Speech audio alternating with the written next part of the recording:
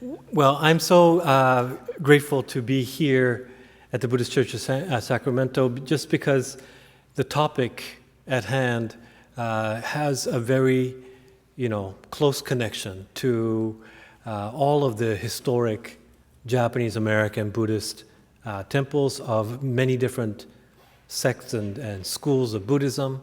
But of course, this Buddhist Church of Sacramento is, from what I understand, second oldest of the Nishonganji lineage temples from 1899.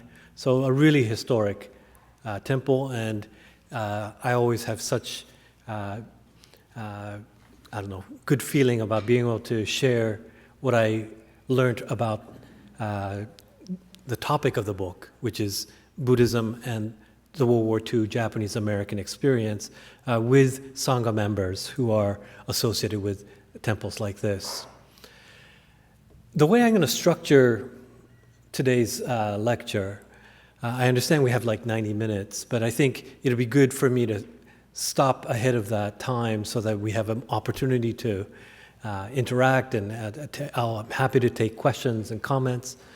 But I thought during my formal kind of presentation to try to tell the story of what's in this book through like Buddhist, just because I'm, sometimes I do these lectures at like, I gave a talk at Yale Law School and the National World War II Museum and things like that, where I have to give the talk in a very particular kind of way. But here, I feel like we're all, kind of Sangha members, and I'd like to maybe give this talk as if it were not a Dharma message exactly, but at least give the talk through the lens of certain kinds of Buddhist concepts and ideas. All right, so that's how I'm going to try to approach today. And the first kind of Buddhist concept that I want to use to kind of open things up is this word goen. I think most of you have heard it, used it. The go part of it is the two characters is a honorific, and the en comes from ing-eng, causes and conditions, or in the Sanskrit, pratitya samutpada, this idea that through causes and conditions, certain things arise. They co-arise together. Something happened, and therefore something else is arising together, comes into existence together. And sometimes I translate these kind of mysterious karmic connections, because in the colloquial usage of the word goen in Japanese, people use it to be like, en ga arimashita ne, or goen desu ne. Like it means kind of like, there's some kind of like connection. Like I met you. Like, for example, me standing here and you sitting there today at the Buddhist Church of Sacramento is a kind of goen. I don't know why you have time today on a Sunday to attend this, but you made your way here. I don't know how but we're together. Some karmic circumstance, many different, in fact, karmic circumstances needed to have occurred for this reality to arise. And the goen, well, the karmic circumstances, a little bit to me to this day mysterious, that led to the writing of the book that Reverend Harada showed to you, American Sutra. It's a book that took me a little over 17 years to write. I interviewed about 120 camp survivors and World War II veterans. I spent several years at the National Archives looking at government documents of the War Relocation Authority, of the FBI, Office of Naval Intelligence. I tried to do a lot of research, but it all came out of goen, a mysterious circumstance that prompted me to undertake a 17-year kind of research and writing process. And here, it may be very difficult to see, but there's a document that's on this slide. It's written in Japanese. It's a document that's one of quite a few pages that I discovered one day right after I had just finished my doctoral dissertation at Harvard. I learned the news that my mentor, my professor, Masatoshi Nagatomi, he was Harvard's first professor of Buddhist studies, hired in 1958. And I was there from 1991 through the 90s. So I was one of his last students. And so when he died, I got a call from his wife who said, can you do, together with, maybe some of you know Mark Uno, he's the son of Reverend Taitetsu Uno. She said, can you and Mark perform his memorial service in Harvard Yard? And then the second thing she asked me was, can you go to Professor Nagatomi's office? And it was his office renowned for being, to the naked, objective eye, looks like a total mess. It had books piled up in random order, dissertation chapter draft. It was like correspondence. It was just, but in his mind, it was all very orderly. But she was like, I think we want to make a gift of the collection of books. He was this amazing scholar who worked on Pali and Tibetan and Sanskrit texts, classical Chinese and Japanese texts. He really was amazing. So he had this amazing collection. And by the way, it's today the Nagatomi collection at IBS, Institute of Buddhist Studies, up in the, this part of California, in Berkeley. And so, but before they could gift that, she was like, can you pull out anything that looks personal? Anything that, especially if it's written in Japanese and it's his scribbles and whatever, like we don't want to donate that. So can you pull it out? And so I found this piece of paper along with others, and the cover had the name Nagatomi on it. But it wasn't, I knew what his Japanese kanji and characters looked like, and it wasn't his handwriting. And what I've come to learn was that it was a diary and notes for sermons or Dharma messages of a man named Reverend Shinjo Nagatomi. He's the other person that's in this slide.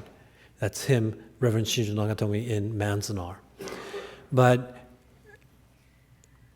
so in other words, my professor's father was a Jodo Shinshu minister, just like Reverend Harada, who was serving at the Buddhist Church of San Francisco when Pearl Harbor and World War II broke out. Now, I didn't know any of this when I found this diary. And to my, I'm kind of ashamed, but my ignorance, I was born and raised in Japan until I was 17. And my mom is Japanese, but my dad's British. And so I didn't have any kind of like family connection to Japanese American life and history and World War II incarceration, and none of that. So I found this diary, and I was trying to read it, and then Mrs. Nagatomi wanted me to translate it for the family, and of course out of respect, and I wanted to honor my teacher, so I was like, of course I'm happy to do that. But as I was reading this, I was like reflecting on my lack of knowledge. I was like, where is Manzanar? I was like, and then I was reading Mesuhoru, like, what's a mess hall? Like I had, that's how ignorant I was, okay? I had no idea. And so I wasn't trained to study World War II or to study the Japanese American, kind of community's history or anything like that. And so for the next 5 years, I read every single book, dissertation, article, master's thesis ever written, both in English and in Japanese, about the World War II Japanese-American experience. And that was before I started interviewing 120 people, like all that. And so on that basis, I began to be able to successfully translate some of this diary. And I would take bits and pieces of it to my professor's now late wife, Mrs. Nagatomi. And unlike my professor who was born in Japan, like me, Mrs. Nagatomi was born in America, in Madera, California, in the Central Valley. And, because she was born in America, and although her parents, were from Wakayama Prefecture and didn't speak that much English, she had conversational Japanese. She couldn't read this kind of Japanese very well, and that's why she asked me to translate it. And as I was giving her the translation, she shared with me something about her own family's experience during World War II. And that story was what kind of kept me going for 17 years of research and writing, because it was such a powerful story to me. It didn't come out all at once. I think like many Nisei, kind of reticent to talk too much about what happened during the war. But over like 4 or 5 different visits, the story became clear. She was only 10 years old when Pearl Harbor broke out. And in her community in Madeira, there was, she told me, a lot of like anxiety because some community leaders had been arrested right after Pearl Harbor. And, there was this kind of sense of like, what's going to happen to our families and community? And she told me that she came home from school a few days after Pearl Harbor to the farmhouse, only to see at the front door her dad being beaten by some men in suits. And she peered into the farmhouse, into the kitchen, and at the kitchen table, her mom was sitting really, really still with somebody pointing a shotgun to her mom's head. And although she was only 10 years old, she explained to me that she felt like she had to kind of put aside her fear of what's going on and just step in because, again, her parents didn't speak much English, and clearly these men in suits didn't speak any Japanese, and she was kind of bilingual. And so she was young, but she kind of stepped in, and in the course of translating and explaining, what became clear was that these men in suits were FBI special agents.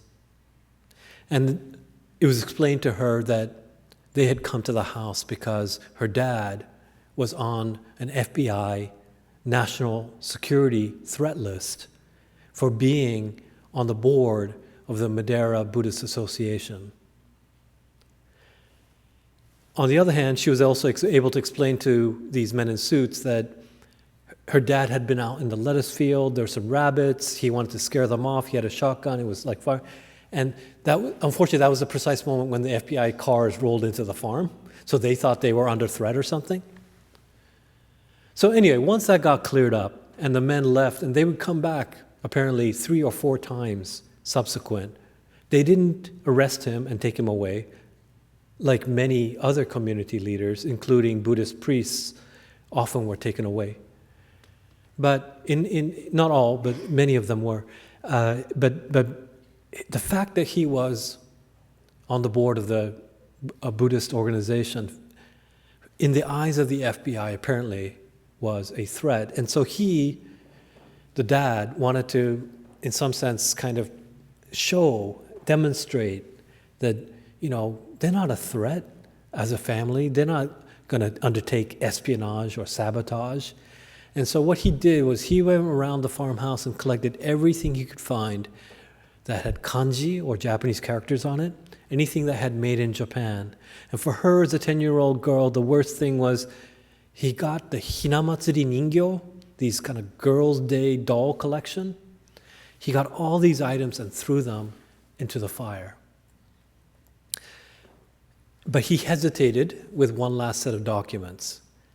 And, for my professor's wife, who was only 10, she was like, what could be more important than my dolls, But then he explained. He said, look, this is a sutra, a Buddhist scripture that's been handed down in our family for generations, and I can't put this in the fire. And also, as Madeira Hoakai, Buddhist Association board member, he had, as a secretary, I think, had all the minutes of the association from its founding all the way to December 1941. And he's like, this is not, like my personal property that I can just burn away. So what did he do? He got a box, placed these treasures of a Buddhist sutra and this temple's history or association's history, and buries it near a large tree right by the garage. This family had to, like many other families, once Executive Order 906 is issued in the spring of 42, they went to the Fresno Assembly Center, etc.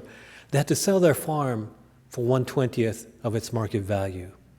Fast forward, they come back after the war, they try to come back home, buy their farm back, but they're told by the new owner that they can't get their farm back unless they pay the market rate, which was 20 times more than what they had sold it for, which they couldn't do. They had relatives in LA, so they said, okay, that's where we're going to end up. But the dad was like, I got to find that box that we buried.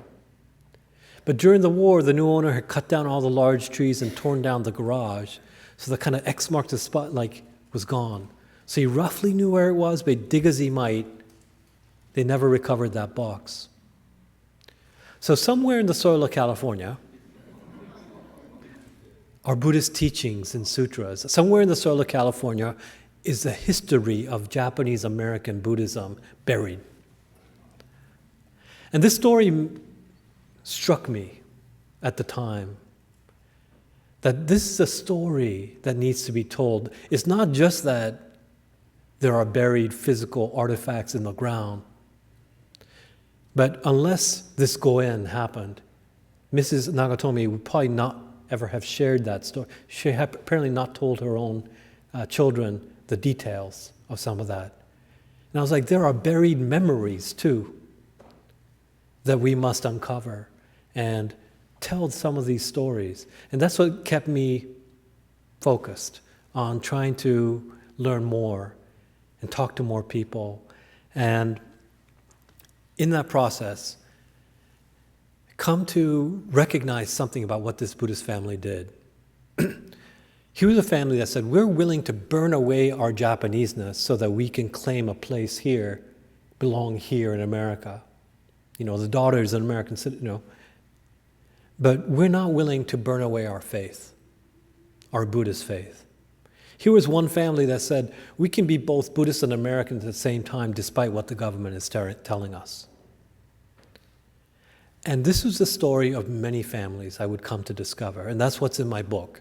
It's a collection of stories of many different families who wanted to, in some sense, assert that it's possible to be 100% American and 100% Buddhist at the same time. This is the second Buddhist concept I want to talk about, Bukkyo Tozen. It's a term that comes up in classical Japanese texts from the 8th century, Nihon Shoki, later Nihon Ryoiki, texts like that.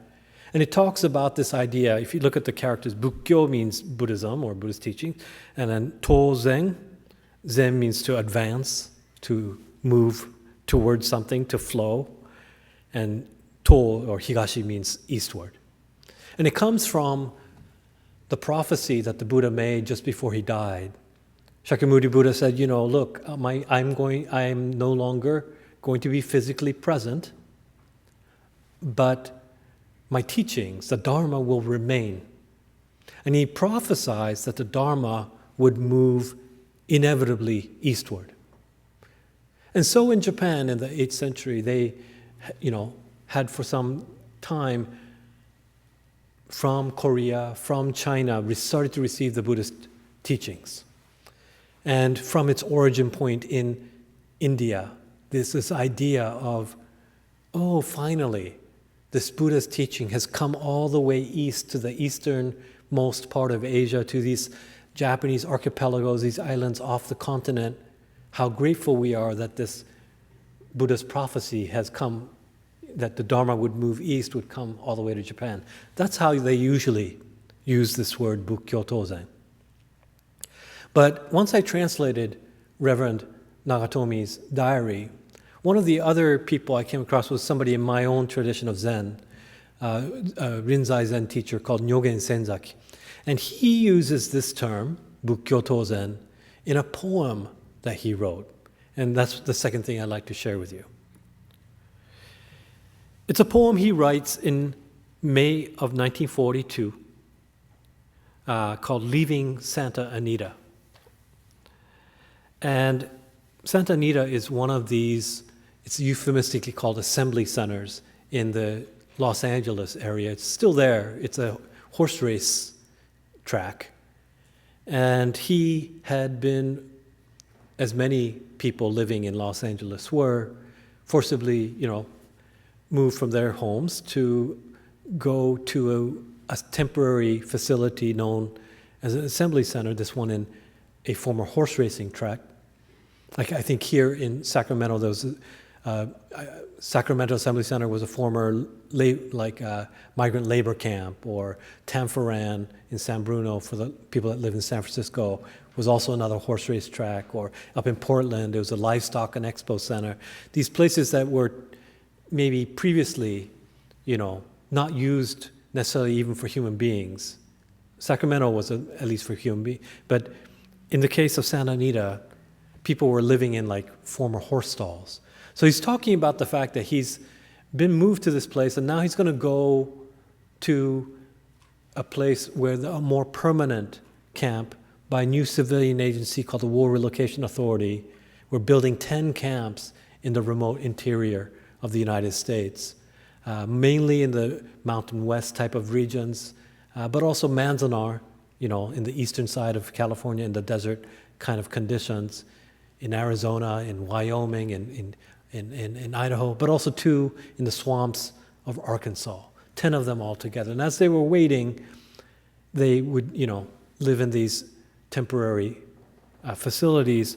And he wrote this poem about the fact that he's going to move from this temporary facility in California to a War Relocation Authority camp called Heart Mountain in Wyoming. And this is the poem. This morning, the winding train, like a big black snake, takes us as far as Wyoming. The current of Buddhist thought always runs eastward. This policy may support the tendency of the teaching. Who knows? It's a pretty optimistic outlook.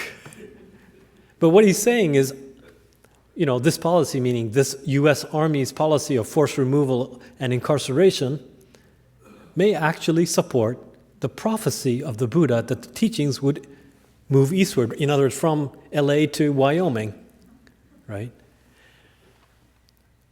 And I realized that this view that he had is a Buddhist view, but it's also one that says something not only about Buddhism, but about America.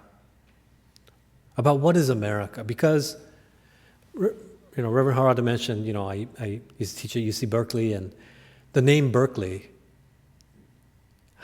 this is a show of hands. How many people here know why Berkeley is called Berkeley? Do you want to? He's a philosopher. That's right. That's right. In the British, pronounced George Berkeley, and then in American, like Berkeley. But a philosopher, an Anglican bishop, and the author of a poem called America, that the regents of the University of California, they had originally had a campus in Oakland, and they were now ready to build not a college but a University of California. And they were standing where on the Berkeley, city as well as campus. There's a place called the Founders Rock. They were standing there looking at the Pacific Ocean. Today there's a Golden Gate there. There's no the bridge wasn't there, but the Golden Gate. They were looking at that, and somebody remembered this poem by George Berkeley, America, in which one of the lines says this: "Westward the course of empire takes its way. The first 4 acts already past, a 5th shall close the drama with the day. Time's noblest offspring is the last." Westward the course of empire takes its way. That's the line that apparently triggered this man's thought that this place, this university, this institution of higher education should be called Berkeley or Berkeley. This idea of America as the youngest offspring of a much longer history, the first 4 acts having already taken place in Europe with the rise of Western culture, civilization, and Christianity. And that culture would move ever westward, right? That England would become New England, that York would become New York, and that trailblazers would always move ever westward.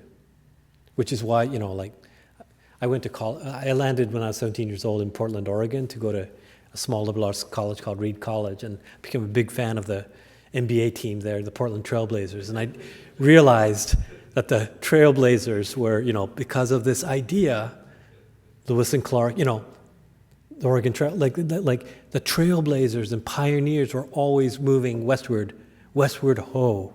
The idea that God had, in the idea of manifest destiny, given America the destiny of spreading civilization and Christianity. And so that's why people thought of this poem when they named that university Berkeley. But that's one vision of America, isn't it? That people say back east, when this idea like its roots are on the East Coast, and it's a history of westward movement. But that poem by Nyogen Senzaki, it suggests something else. So, for example, it wasn't just him, it wasn't just in World War II, but if we think about the 150 plus years of history of Asian American community history in America, Asian people came to America through Hawaii, California, Seattle. Like, their journey is an eastward journey. Their American story moves eastward, right? For people who are from Central America or Mexico, their American journey is a northward journey. That in fact, America is a place made up of many different migrations from many different directions, with many different people bringing their food, culture, languages into a single territory. And in the case of Senzaki, he believes his eastward journeying is connected to the unfolding of something called American Buddhism. But that was certainly not the view of the government of the time. One of the most interesting things that I discovered in my research was that people were rounded up, people were arrested within hours, even before the smoke had cleared, on December 7th, 1941. December 7th was a Sunday. And so places like this temple had services. Places like this temple in Honolulu had services as the bombing was happening that morning. And at 3 p.m., the roundup began. 3:30 was when martial law was declared. But the very first person picked up was Gikyo Kuchiba, the bishop of the Nishihonganji, Honpa Honganji tradition in Hawaii. So same sect as this temple. Second person picked up was someone from my sect of Buddhism, Soto Zen Buddhist priest was second person picked up.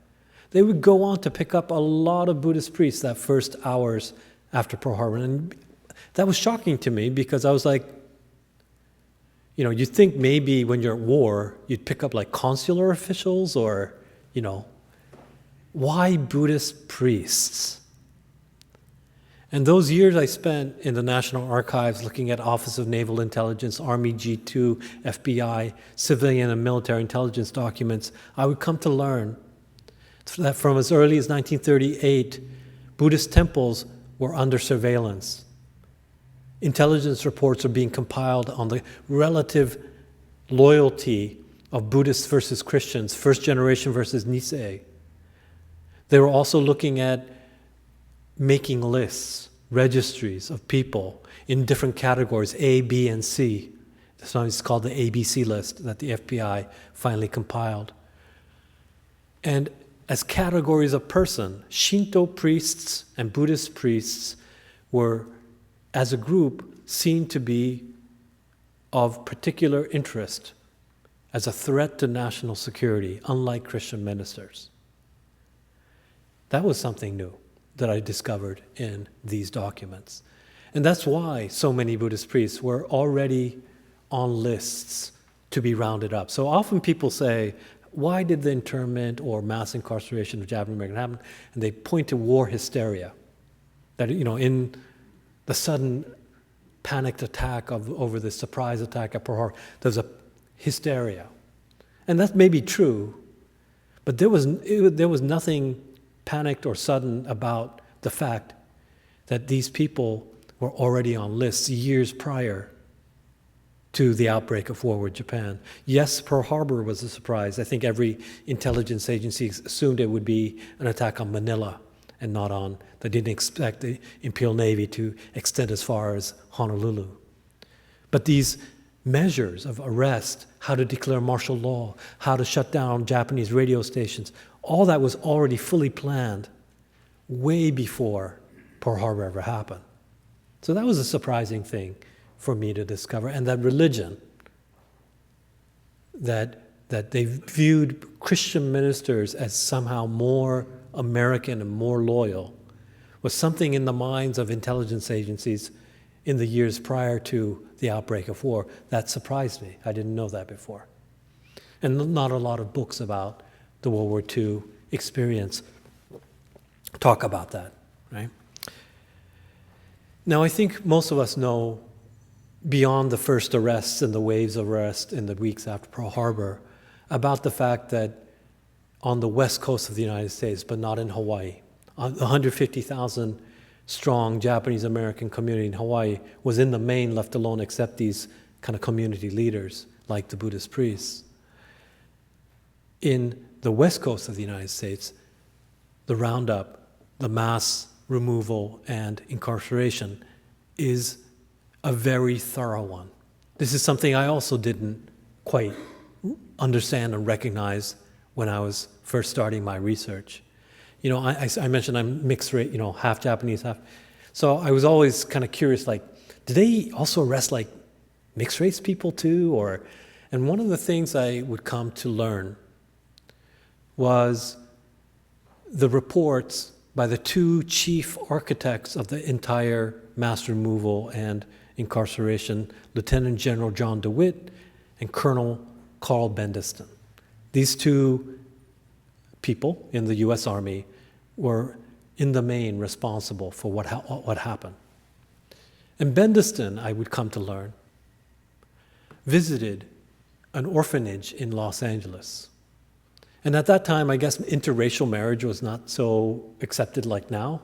And so the orphanage had a lot of orphans who were mixed race kids, babies, 5-year-olds, 13-year-olds, you know, up into the teenage years, but many of them very young. And you know, and other Japanese orphans were in this place. And the orphanage director asked the colonel, I mean, are these babies and 3-year-olds and 5-year-olds, are they also subject to the February 19th Executive Order 9066 that gave the Army, like people like Bendiston, the ability to round up anybody that they viewed as a threat to national security? And the question was posed to him, are these babies also, including the mixed race babies, are they subject to 9066? And Bendiston's answer was this. He said, this is his words, not mine. If they have a single drop of Japanese blood in them, I want them in camp. So that's how thorough it was. It didn't matter if you're a little baby or an infirm grandmother, if you're an American citizen or a Japanese national. If you had a single drop of Japanese blood, you were subject to 9066. And that surprised me, that it would be that thorough. Because the United States was also at war with Italy, fascist Italy, Nazi Germany, but there was no mass incarceration of all Italian Americans or all German Americans. There was some consideration that maybe somebody might be a threat to national security if they were a member of the Bund, the American Nazi Party. Things like that. But there was no consideration here. These were little kids, babies, in an orphanage, being told, you're a threat to national security. And when I looked up Bendiston's boss, Lieutenant General John DeWitt's final report, he issues it in 1943 to explain what he did. He has language in there that says the Japanese American community, and he uses the word a menace to describe the community, that it was a menace to American society and to the threat to national security that this community represented because, and these are his words again, not mine, of their tie to the enemy nation through race, culture, customs, and religion. Now we know, I think many of us do, that 120,000 roughly persons of Japanese ancestry were put behind barbed wire, surrounded by armed guards into these camps. And we also know, I think quite critically, we talk about the fact that 2/3 of these people were American citizens, right?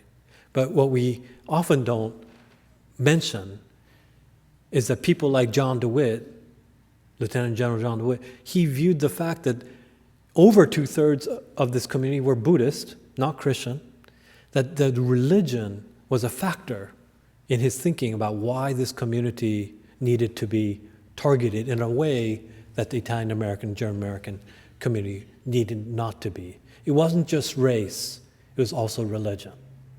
So that's another part of my book, is about why this all happened, the conflation of race and religion, and who belongs in the assessment of the government and the military at that time, but who can be a true American.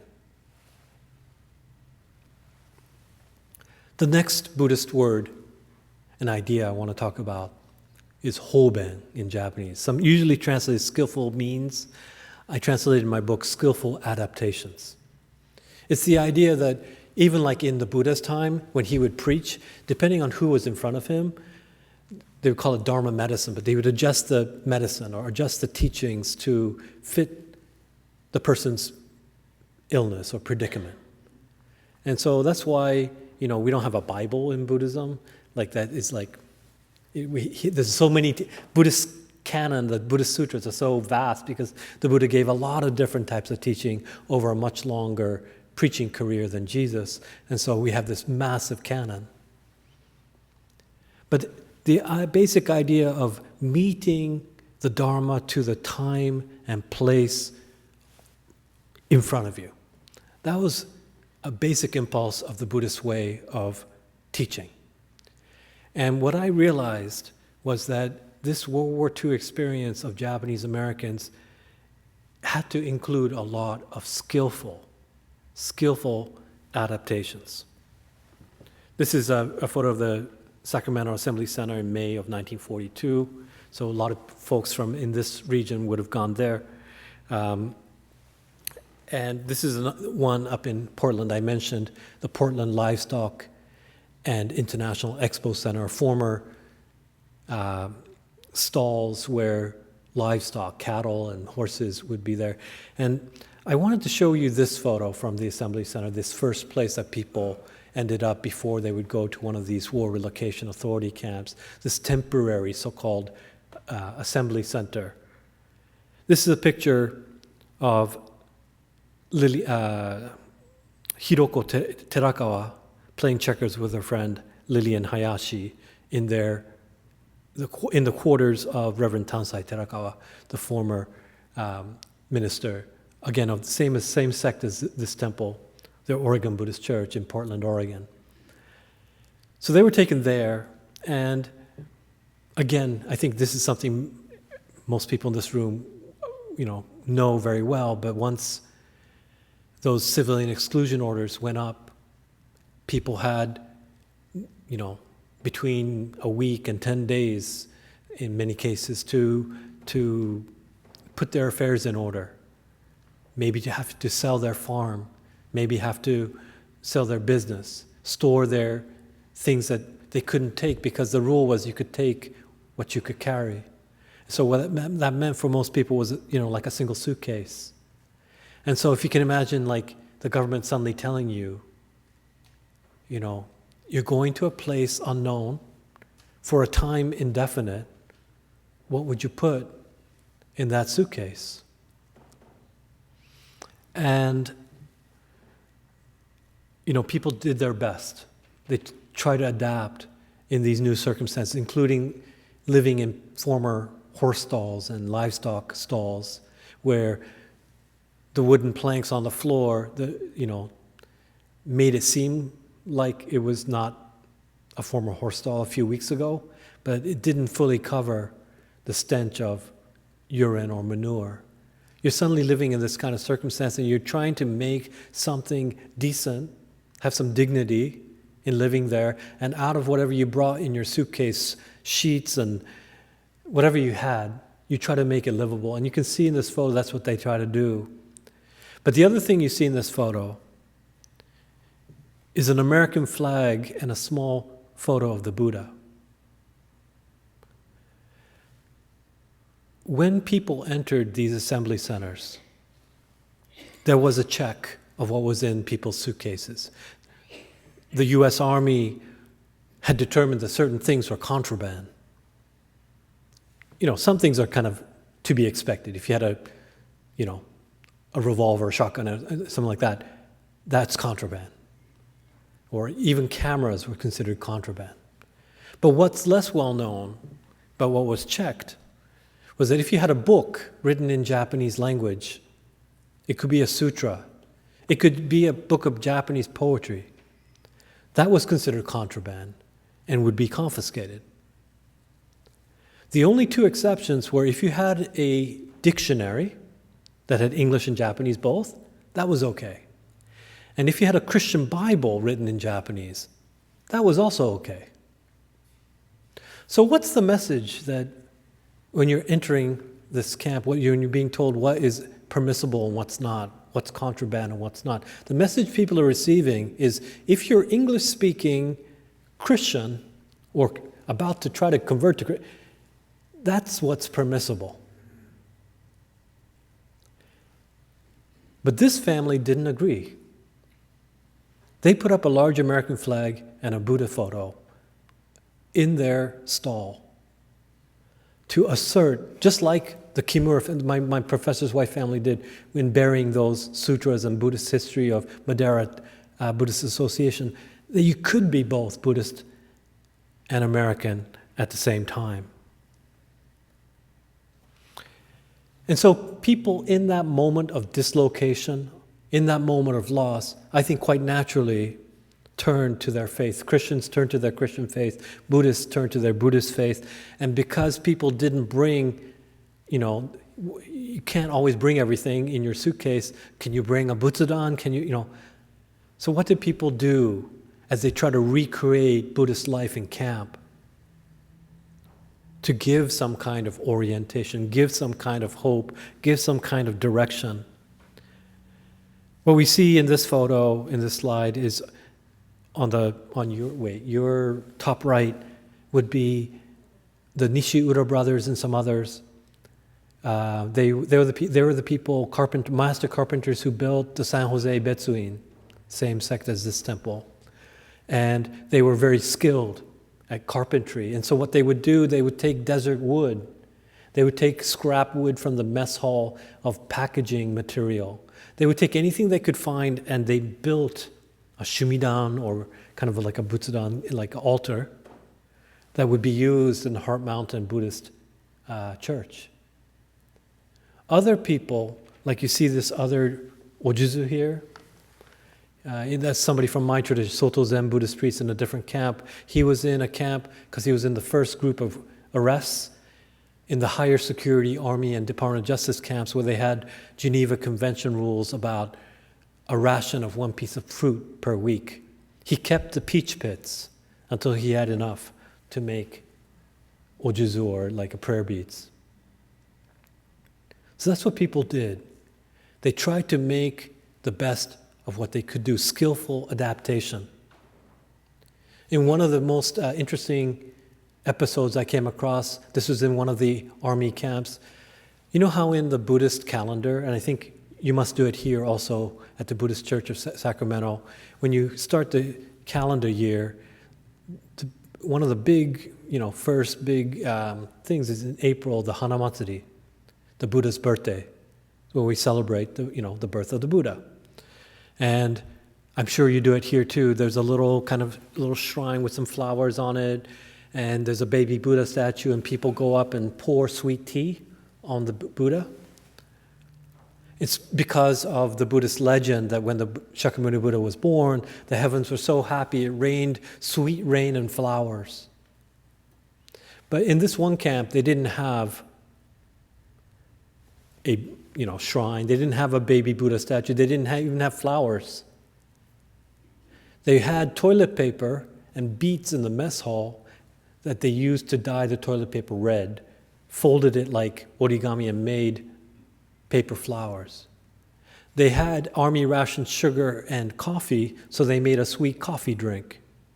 And one of the YBA, or the Young Buddhist Association members, went to the mess hall, found the largest carrot that he could find, and carved a Buddha statue out of it. So in this camp, they poured sweet coffee on the carrot Buddha. That's skillful adaptation. Right. And over time, all of these 10 camps, in the WRA camps, the administration recognized that yes, you know what, the majority of the community is Buddhist, and it was too ironic. President Roosevelt was fighting the war against Nazi Germany, fascist Italy, and the military government in Japan based on the idea of American democracy and the 4 freedoms, including the freedom of religion. And so it was that now that the camps are being run not by the army, but by a civilian agency, the War Relocation Authority, WRA, they permitted each group that they thought was permissible, Catholics, Protestants, and Buddhists, to have one kind of area each.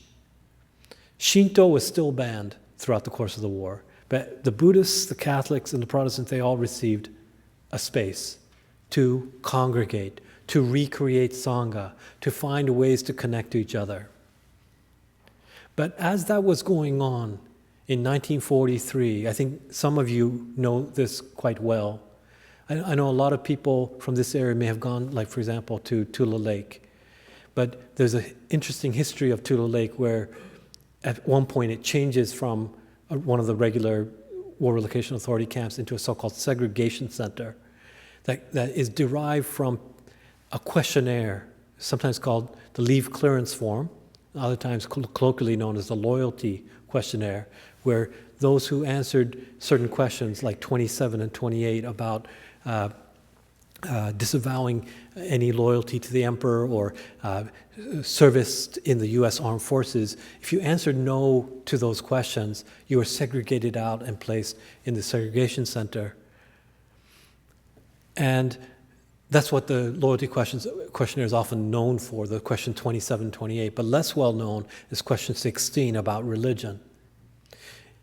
And this was about whether you would be loyal or not, whether you'd be eligible to have leave to leave the camps to points further east, like Denver and Chicago and so forth. And if you answered the religion question wrong, or religion question a certain way, it also mattered. If you answered Christian on that question, you got +2 points. If you answered Shinto, you were automatically banned from leave clearance. If you answered Buddhist, you got -1 point. So that's what, if you're a member here, you would have gotten -1 point. In other words, even despite the fact that the government did somewhat admit that freedom of religion included the fact that Buddhists, along with Catholics and Protestants, could have a space to practice their faith, behind the scenes, there was still judgment being made about who was loyal, who was not. And being Buddhist, according to the government during the war, was not a sign. It was, in fact, a minus sign of being loyal. The next term, hotoke. It's a word that we use both to mean the Buddha, but also a corpse, a dead person. In Japanese, we use the word hotoke.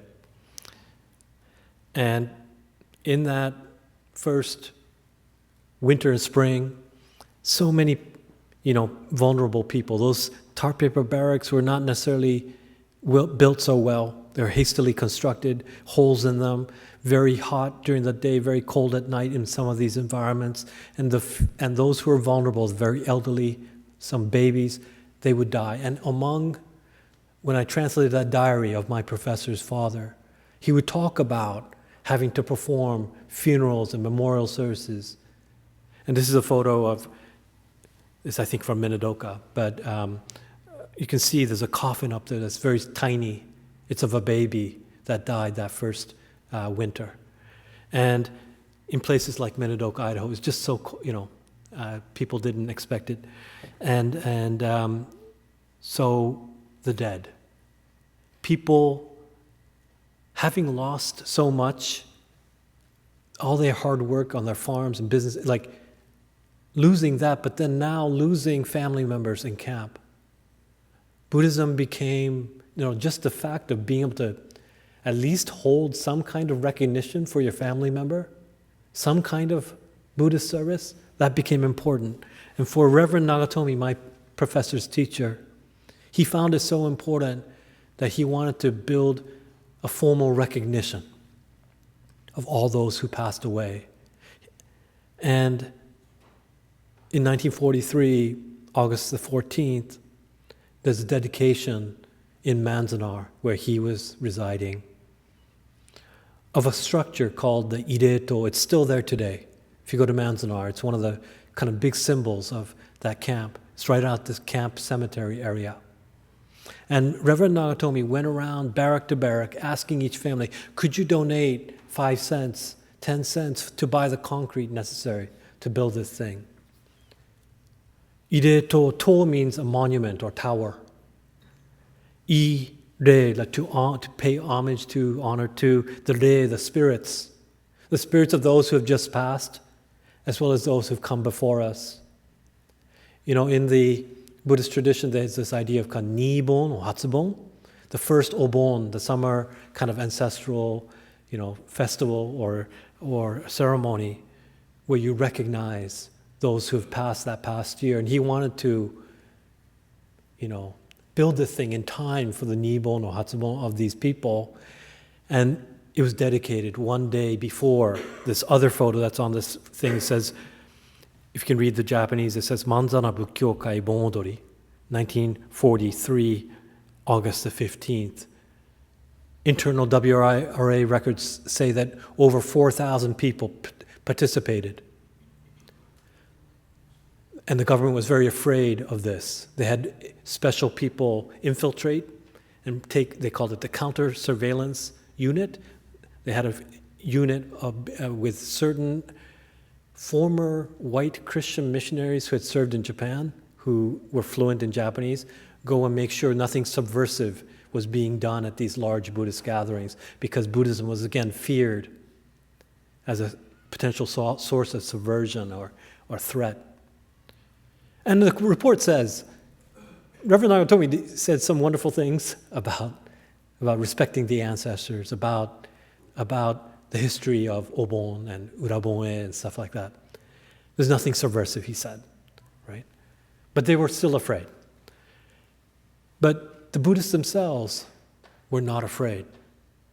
Despite being told over and over again that American belonging might be something that required conversion to Christianity, these are people that persisted in their Buddhist faith, came out in large force to participate in something like Obon, in the middle of a desert, behind barbed wire, acknowledging that the lives lost, symbolized by the Ireto, the lives lost were, even if the government didn't care about these people, the Japanese Americans themselves would.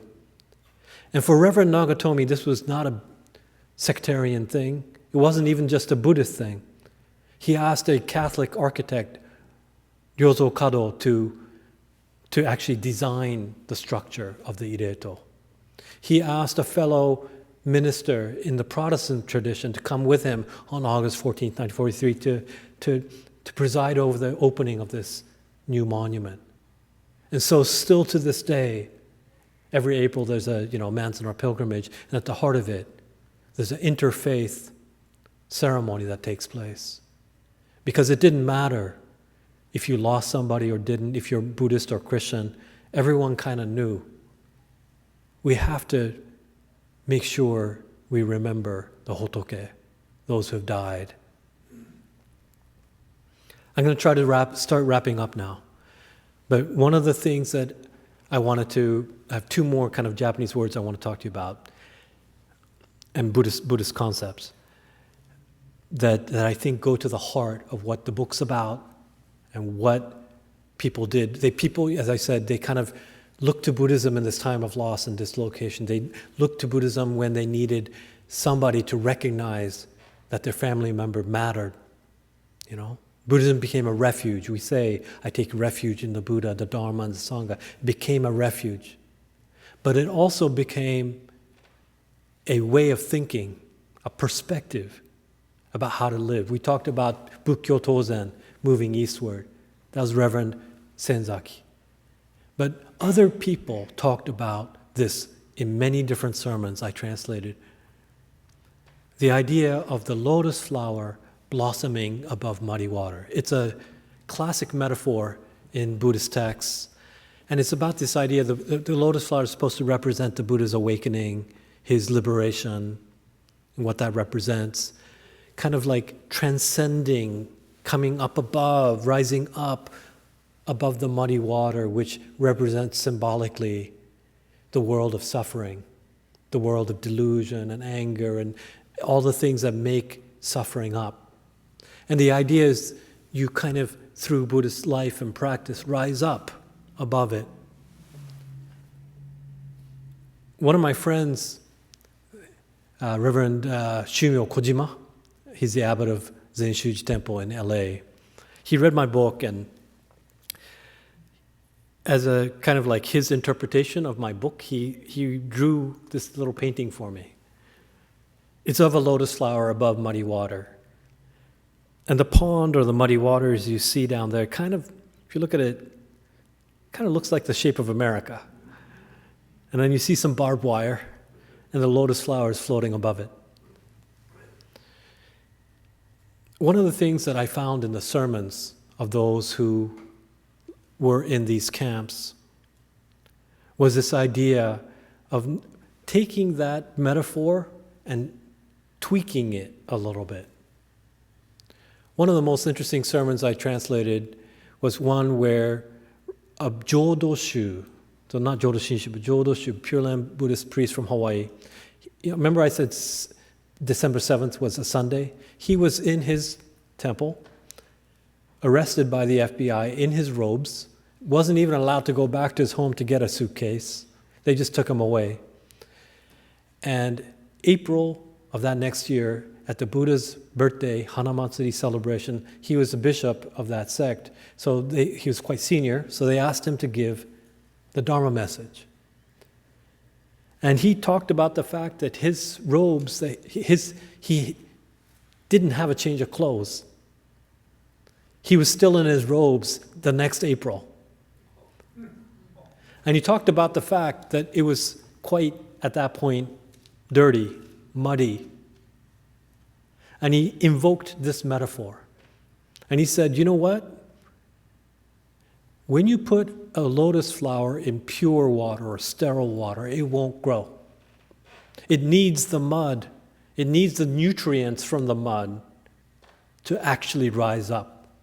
And just so, my robes are so dirty here, but in the midst of this difficulty, we're going to rise up. That sentiment of finding freedom in a place of non-freedom, of being able to find liberation in the midst of loss and difficulty, that's something that came through so much in much of what I ended up researching. I'm going to skip this one and go to this one. This is the last term I want to talk about, nyozegamo. It's a phrase that's used in Japan or in Buddhist texts more broadly in the Sanskrit, evam me suttam. We translate in English, thus have I heard. It's the opening preamble, or the line that we use in classical Buddhist sutras or scriptures. I think, as many of you know, when the Buddha died, at that time when the Buddha was preaching, they didn't have like tape recorders or even anybody writing it down. So he dies. And then in Rajagraha, they have the first Buddhist council, and they're trying to remember what he said. And they turn to one monk one of the Buddhist disciples, Ananda, who's said to have a great memory. They said, Ananda, you have the greatest recollection, the memory amongst us. Why don't you recite all of the Buddha's discourses? I think he was trying to hedge a little bit because he would begin each of his recollections with, "Thus have I heard." And the second line for these classical scriptures is usually, he then says the location, like in Deer Park or in Vulture Peak or like something like that. And he talks about who's there listening to the Buddha. And then what follows is the teachings of the Buddha around compassion or around wisdom or something. So there's a teaching, but there's a preamble, a setting. Now there's that poem I talked about, the Bukkyoto Zen, the eastward movement. Same person. He's writing another poem around the same time. He had a multi-ethnic Buddhist community in Los Angeles before the war. Japanese nationals, Japanese Americans, some Latinx members, Caucasian members. He had a multi-ethnic community, and of course, everyone who has one drop of Japanese blood is going with him to Santa Anita, to other camps. But he's writing a letter to those that remain. And this is what I want to end with today, the poem in which he says, "Thus have I heard. The army ordered all Japanese faces to be evacuated from the city of Los Angeles. This homeless monk has nothing but a Japanese face. He stayed here 13 springs, meditating with all faces from all parts of the world and studied the teaching of Buddha with them. Wherever he goes, he may form other groups, inviting friends of all faces, beckoning them with the empty hands of Zen." He writes a poem in the form of a Buddhist scripture. He starts with, "Thus have I heard." But what he's describing, the scene, is not Deer Park or Vulture Peak. It's not with these disciples and these bodhisattvas. But he's saying, Los Angeles, the Japanese American community who are undergoing the forced removal and mass incarceration. That's the opening of a sutra. And he's saying something in that experience of the forced removal and mass incarceration, something in the fact of being able to find some way to have a perspective, some way to cope, find refuge in the Buddhist teachings. That's what he's indicating in this poem, that the experience itself is the teaching. That the Buddhist teachings of compassion, there's many, many wonderful teachings, but they're all just words on a piece of paper if you don't actualize it, manifest it, and manifest it even in the most difficult of conditions. He would come to later talk about the U.S. Constitution in the same way, that the ideas of due process, equality under the law, or freedom of religion are also words on a piece of paper unless somebody manifests it, actualizes it, makes it real. Thus have I heard. Namamida Butsu.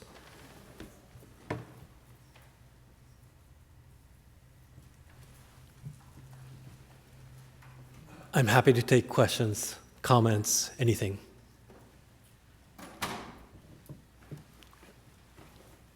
Okay, thank you.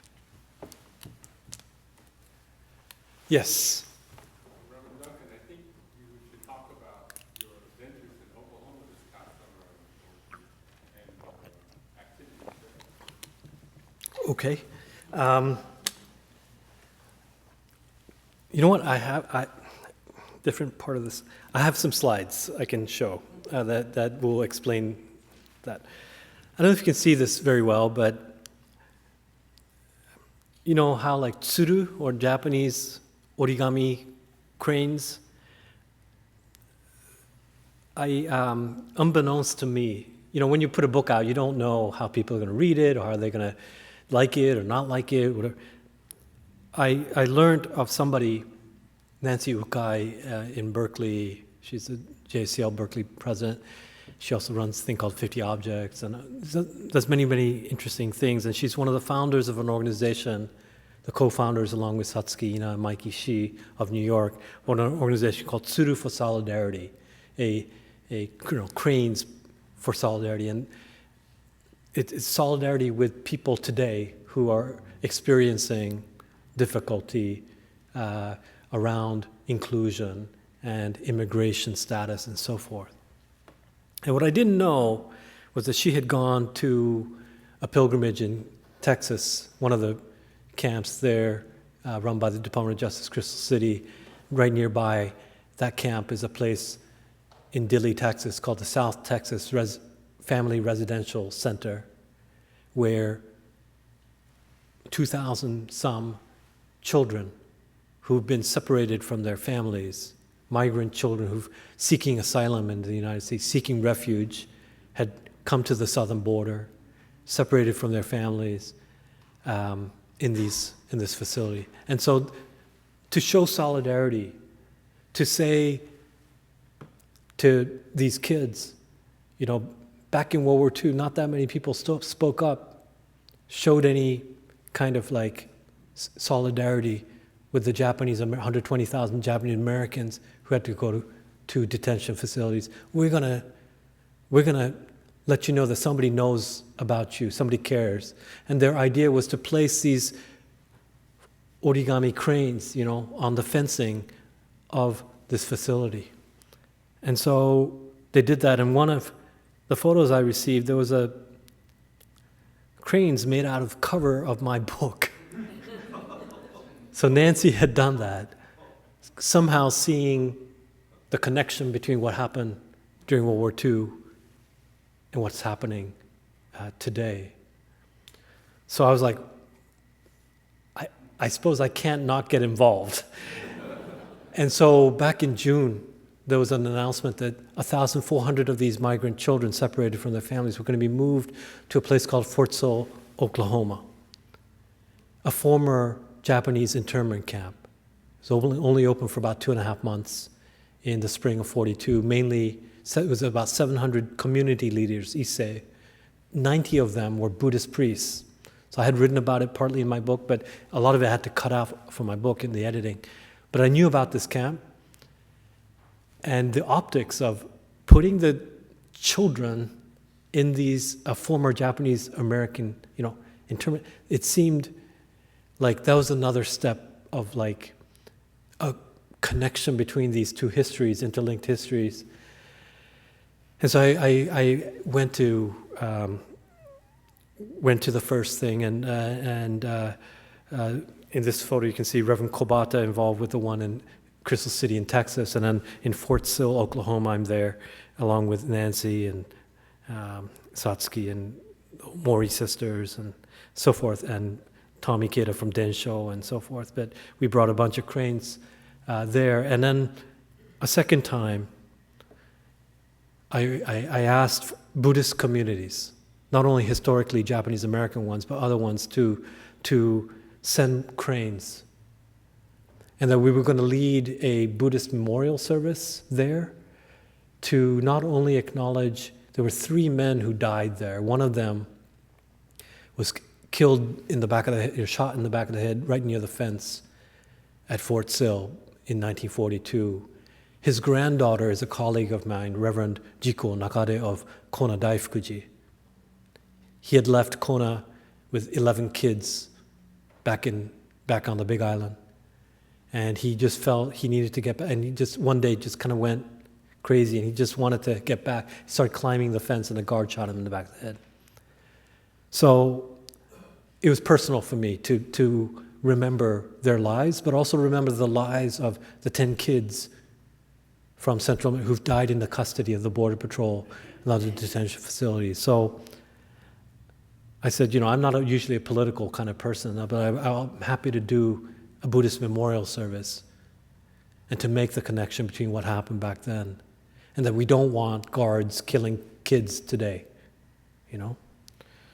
So this is the group that gathered in it was 103 degrees, and to be in robes in a kind of direct action kind of situation, it was not easy, but that's what we did. We marched, we did it together with about 400 young dreamers, Latinx, high school students, young people, who for them, they were these kids are like their cousins, and so we did this ceremony, and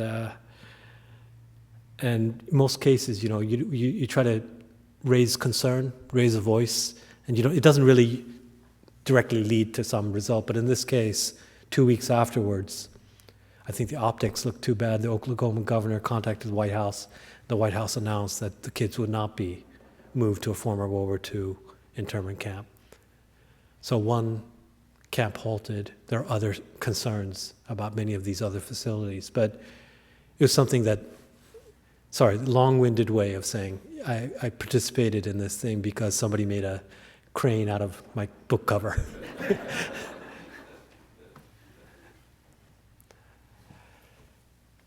Other questions, thoughts? Yes? After your research and writing your book, do you feel that these camps could happen again to any other ethnic group? Yeah, so what I just mentioned about the southern border, the facilities that these children, you basically have a concrete floor on a Mylar blanket, or they're the different type of the policy right now is all about deterrence, but it's really got to do with a certain kind of attitude about who belongs in America, right? We have talk in our country right now about certain nations being, S-hole nation countries, or in other places like Norway being touted as a great place to have immigrants from. And it's a very certain kind of idea about who belongs, who's included, who's excluded in America. And of course, there's nothing new.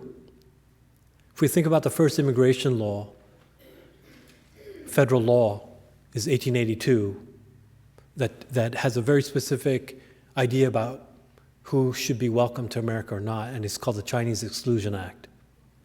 And at that time, the Senate testimony, senators would use slur words like the heathen Chinese to describe why they needed to have no more Chinese come to America.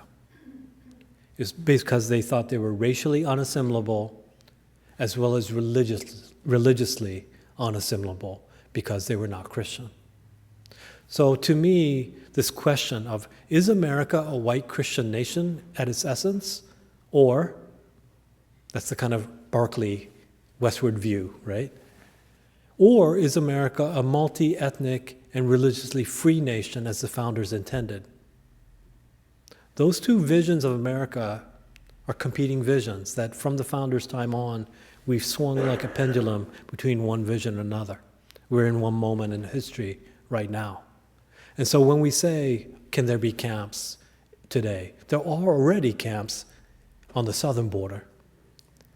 And when Trump talked about, I shouldn't get political, but when our administration talks about a complete shutdown of Muslims entering the United States and having executive orders, it's like Executive Order 9066, if you look at it, doesn't mention the word Japan, Japanese American, anywhere in the executive order. It's only the civilian exclusion orders later that talk about persons of Japanese ancestry. The executive orders around the travel ban don't mention the word Muslim, but we know what the intent was.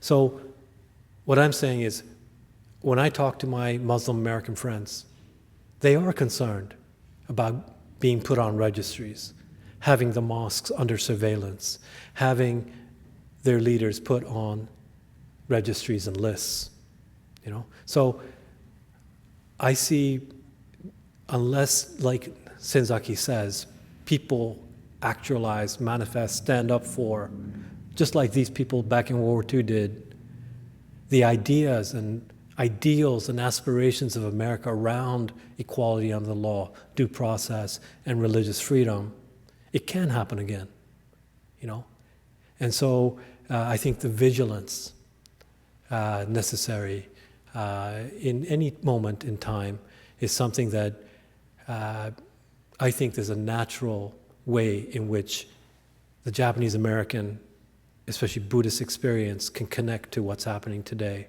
I heard this one story in Honolulu. This is right after 9/11, when the Imam talked to me about the days after 9/11, when this I think he said, 4-year-old Japanese American lady, every evening for about a week would come to the mosque and just stand there.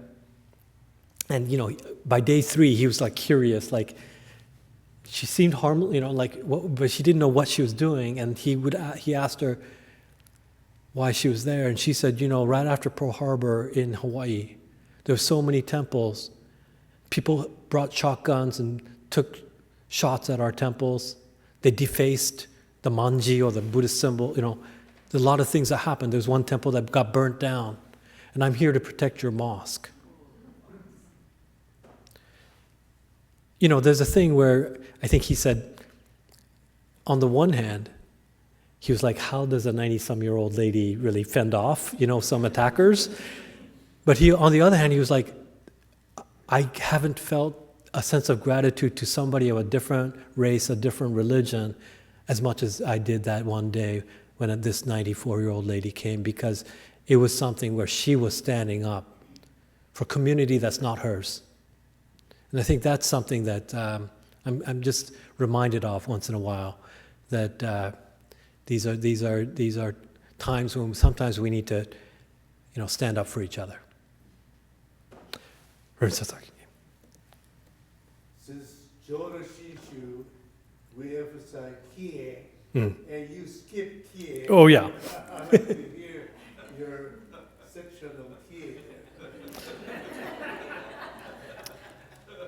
We say Namu Kie Ho, Namu Kie, Namu Kie Butsu, Namu Kie Ho, Namu Kie So.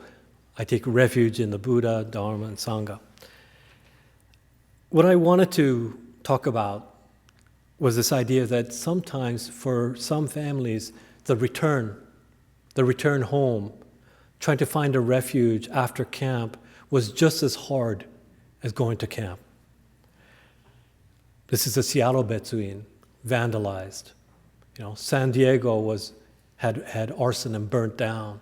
My temple, Zenshuji, was kind of so it's some temples were lucky enough. I was at Emmanji the other day. They had some vandalism, but they also had community members, kind of like white community members, kind of guard the temple. So different communities had different experiences of the return. But right near where I work now at USC, there's a temple, Senshin Buddhist temple. And here you can see in 1945, they called the temple the Buddhist hostel. People faced difficulties, finding housing, people willing to rent, or finding a job. And the temple served as a kind of sanctuary or refuge for people returning to the Pacific coast. And I think that, Reverend Sasaki, his dad was here at the Buddhist Church of Sacramento when the war broke out, and also came back after the war's end. And I think those ministers did their very, very best to make the temple a refuge. Kie, the characters, kie, to return. We usually say we go forth, right? But in Mahayana Buddhism, we return to the Buddha in a way, right? We take refuge is to return in a way. Finding your home is actually not far away, So the Sangha is not far away. The Dharma is not far away. The Buddha is not far away. If we just return, kie. So that's what I wanted to say about that. Yeah. I haven't read your book yet, Okay. but since it's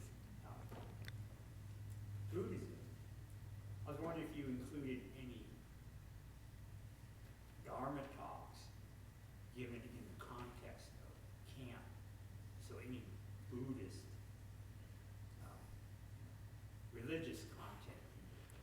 Absolutely. So, because I translated the diaries and sermons of many of these priests, when you do, I had a 700-page book about 3 years ago, and the publisher was like, it needs to be cut in half. And so a lot of it was, these sermons and diaries, I had to cut stuff out. But I try to retain, some of these sermons, as I mentioned, the one about the priest talking about the lotus flower above muddy waters, that's from a sermon. When people talked about loss and being able to talk about impermanence as a Buddhist teaching, that things are dynamically evolving and changing, or things like skillful adaptations. In camp, they often, remember I said like there's one for the Catholics, one for the Protestants, one for the Buddhists in terms of space. The Protestants had the same problems as the Buddhists, because how do you have Baptists trying to worship together with Episcopalians? And just like, so in the Buddhist space, it's kind of like, how do you have a Sunday service, but you have Nishonganji, Higashi, Zen, Nichiren, so Shingon, and for example, one of the things that they had to do skillful adaptation on, not just in terms of teaching, but in terms of practice, is, here, for example, at this temple, we chant Namu Amida Butsu, homage to the Amida Buddha, But in Shingon-shu, they chant Namu Daishi Henjo Kongo or Namu Myoho Renge-kyo in the Nichiren tradition. Everybody chants something different. But because they had to do it together, they had to skillfully adapt. And so not just the teachings that they had to adapt to camp, where they would talk about loss, they would talk, a lot of the Issei were really depressed. And so the sermons, because they lost everything, I think for the younger people, the kids, you often interview people who are younger, and they actually had a pretty decent, kind of fun time in camp. Some of them will talk about that, how they had fun, and they had friends who were, but for the elders, I think it was really tough. And so the sermons that were given tacked that way to try to address their kind of, psychological state, and talk about how to find freedom and unfreedom, how to deal with loss, how to deal with impermanence, and even death, right? So those are the sermons. But in terms of practice, going back to that Namu, so some of the camps came up with, well, let's just do Namu Butsu, homage to the Buddha, as a kind of common denominator. But then after a while, people were like, we just want to chant Namu Amida Butsu, or we want to, and so they had to, again, skillfully adapt, and they'd be like, okay, instead of doing a joint service, what about 9 a.m. Shingon people, you take over, 10 a.m. Jodo, they just divided it by time, if they had different ministers that were available to do that. So skillful adaptation was also another key Buddhist idea, doctrinal concept, that I think manifested in many different ways in the camp experience, both in sermons, but also in practice. Yes? In your second part, we were talking about the Eastern movement. Yeah. And we were talking about immigration and the Western movement manifest destiny. Mm-hmm. Ellis Island, outside of New York City, was welcoming All right. the European people. The people who worked there did what they could to maintain family names and the like. But when those from Asia came into Angel Island, it was much different. It was filled with jails. It was filled with places to send people back, Right. to stop them. There was built into that Chinese Exclusion Act, Right. the building of this thing that was the exact opposite of Ellis Island. Right. And so that Eastern movement was being thwarted by Right. the government, and it was there not just for religious reasons, but for they were coming the wrong direction. Right. And And today, the northward direction is the one that's the wrong direction, right? So it's quite true that there's 1882 Chinese Exclusion Act, 1924 Immigration Act. It's not just about Asians; it's also about Eastern Europeans and Jews, and so. But it's also they have this kind of Asiatic exclusion zone that gets established, and sometimes it gets colloquially referred to the Oriental Exclusion Act because it now applies to the Japanese and other Asian persons. And we also know that it's not just about in and out at the border. It's about who can attain citizenship and voting rights, who can own land when they have alien land laws. It's about all of these questions. And so despite all of those legal, social barriers, I'm just impressed that some people persisted in the coming, in the settling, in the claiming of belonging, including religious belonging of a religion that's not Christian. And to have gone through that time, and for this temple to have started in 1899 and to be here today, it required the sacrifices of so many people in many different ways. And that's why I don't take it lightly that we are here today.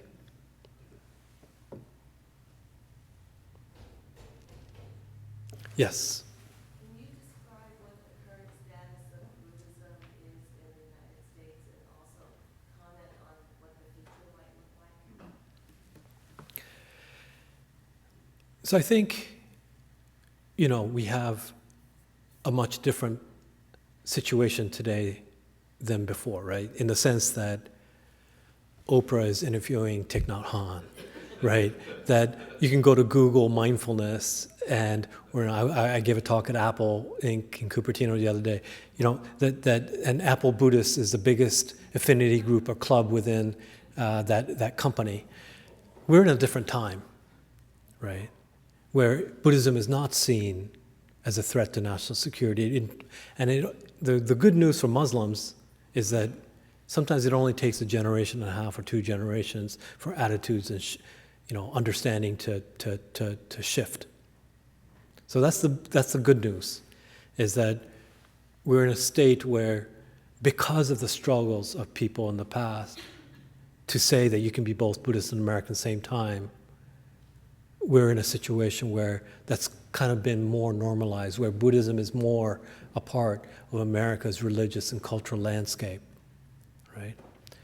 When Nyogen Senzaki wrote that poem about, I'm a homeless monk with a Japanese face, but I'm going to, with my empty hands of Zen, beckon people with all faces. His vision, his dream of an American Buddhism was one that had many faces, people of different backgrounds, because that's what Buddhism is open to, people of any background to come and be welcome. The thing about American Buddhism, and it's kind of think about future and so forth, when you think about it, especially I live in Los Angeles right now, not only do we have in Little Tokyo, my temple, Soto Zen temple, we had Koya-san, we got Nishi Honganji, Higashi Honganji, Jodoshu, it wouldn't happen in Japan necessarily, right? That in such a small cluster, so many different, and then in LA, you got Cambodian Buddhists living next to, people doing converts to doing kind of mindfulness, to Tibetan Buddhist, there's never in the 2,500-year history of Buddhism a time and a place where all these lineages and diversity of Buddhism is in one place. That's what makes America special and really interesting about what's going to be the future. But I think what's going to be the future is something that's going to be a really, based on the Buddhist teachings of dynamic change, based on the Buddhist teachings of interconnectedness, that's going to be the nature of Buddhism too, that it's also going to be dynamically, skillfully adapting, and also shifting. When I talk about American Buddhism, I often refer back to Chinese Buddhism. There's 2 famous books about the history of Chinese Buddhism. One by Kenneth Chen called The Sinification of Chinese Buddhism. And that book is all about how did China take something foreign called Indian Buddhism and sinify it or make it Chinese. How did it adapt so that it referred to Confucian norms and practices of respecting ancestors? Like Obon starts in China, not India, right? Because of ancestor worship. And there's certain things that Buddhism drew from Taoism that led to Zen Buddhist meditation and that kind of thing. So there's many things that changed in the establishment of something called Chinese Buddhism. That's his argument. There's another book by Eric Zerker called The Buddhist Conquest of China. And it takes a different point of view. It talks about the idea that Buddhism brought something to the Chinese landscape and inexorably changed it. And added new perspectives, new ways of doing things, religious and otherwise, to Chinese society. And these days, we don't argue, oh, Chen is correct or Zerker is correct. We're like, oh, both those things happened at the same time. So that's my answer to the question of what's the future of American Buddhism. There's going to be some things that are about dynamic change and adaptation. Just like there was Sinification, there's going to be Americanization. At the same time, there's a recognition that Buddhism brings something new, a perspective, ways of seeing things and ways of being in the world that's additive, not subtractive, something adding to the American religious and cultural landscape. And that both those things are going to happen at the same time.